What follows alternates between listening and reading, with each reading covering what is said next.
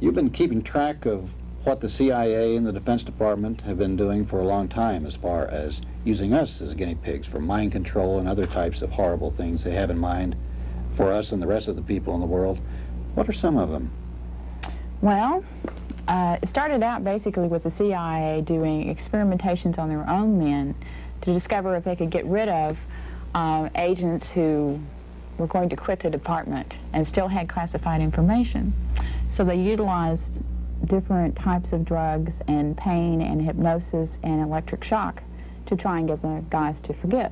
Then they also did experimentations to using different chemicals to see if you can induce a person to commit a crime or induce him to do that or to do this. Of course, the CIA claimed that it didn't carry it through. The documentation we got was actually that they did that. Then we came across the overall project called MK Ultra. Its earlier code name was Artichoke, and that included 149 sub-projects. 149? Yeah. And those sub-projects range from what I just described to open-air testing in the United States, experimentation on prisoners, experimentation on soldiers, experimentation on college students. Would these people know they were being experimented on and gave their approval? No, except for the quote-unquote voluntary Army soldiers. Oh, yeah. And the way the voluntary Army program worked is it started in 1959, and the guys were just told that they would be doing experimentation on new weapons, right? And then they get to Fort Detrick, Maryland, where the experimentation was done, and find out that they were going to be doing it on drugs and chemicals. But they were never told what they would be experimented on.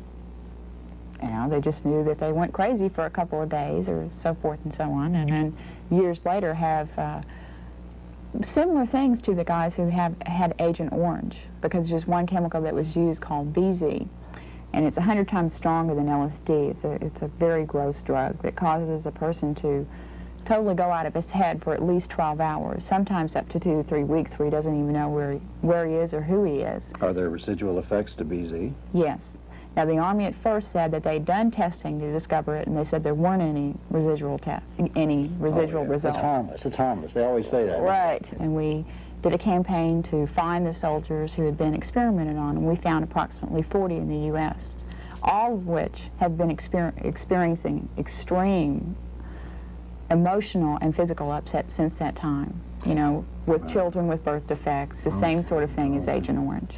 But the Army, as part of the CIA's experimentations, wanted to simulate chemical biological warfare attacks and to see what effect it would have on different Americans, how far it could go in, and so forth, and also test to see how they could use it on other countries. The different kinds of things that they did without the citizens' permission anytime on any of these tests was... Or even knowing about it. Oh, no. Right. Of course not. You know, they didn't even say they were going to do a test, you know. They experimented with the use of mosquitoes, where they just let tons of mosquitoes go in South Carolina. And just to test how far the mosquitoes would go, because they had the idea that maybe if they used a particular strain of mosquitoes in, say, Soviet Russia, then those guys aren't immune to yellow fever, because they don't have yellow fever there. Then Russia could be infected with an epidemic of yellow fever. But our guys were tested on it. Not the Russians were tested on it. We were tested on it. What other types of things did they drop in the air? They dropped a particular bacterium called, I can't pronounce it real well. That's right. Whatever. And it was used, and I'm sure that most people have heard of it, in San Francisco, where at least 10 people got sick from it and 1 died. In fact, Edward Neven III is suing the Army currently because of his father, who died from it.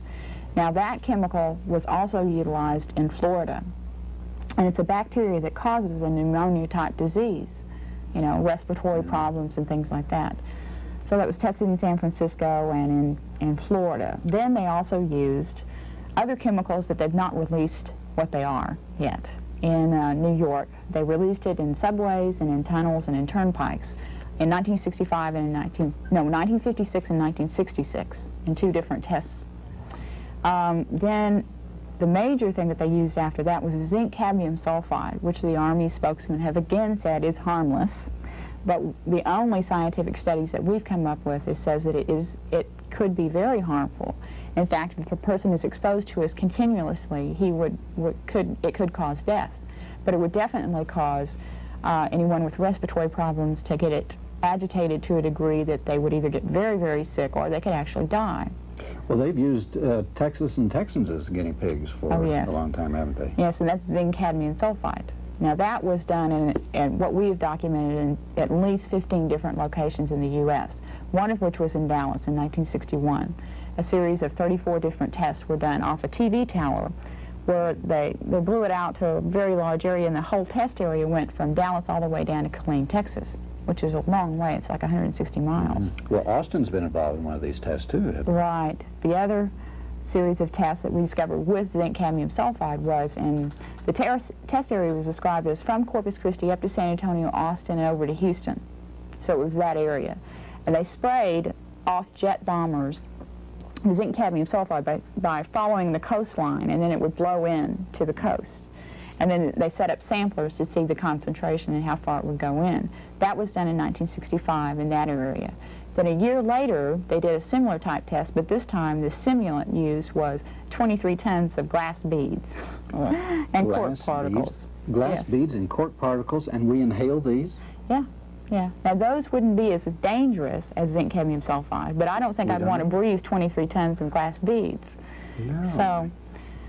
So, and again, the thing is, now with these tests, we are currently trying to get Texas senators at least. We've given a submission to Senator Tower and Benson and Pickle to ask them to please put a ban on any chemical biological warfare testing without anyone's permission, so that if a city wants to, you know, be utilized as a guinea pig, then they have the ability to say whether they want it or not. I mean, it's just not okay for Dallas to get sprayed and everyone in the city get that effect without their permission, and so we are trying currently to get a ban on this. What about the certain types of testing of strictly racial or ethnic nature? Well, we discovered that actually what they phrased it as is ethnic weapons. Now, in the United States, we've been able to document that Negro men were experimented on with LSD and other hallucinogenics who were either mental patients or prisoners. And the attempt with that is to discover how different ethnic groups or races would not be as immune to something as someone else. Like as with Soviet Russia, they don't have yellow fever. So those guys hadn't built up an immunity to yellow fever yet. So if you used a particular chemical in that area, then say Russians may not have that immunity and might get an epidemic that's real quick and then disable the country immediately. That reminds me back in the old days, the good old days, when the Army and all used to give the smallpox infected blankets to the Indians. Right. We haven't really changed much, have we? Except we've gone on a mass-produced basis and have the ability to spread it throughout the whole world.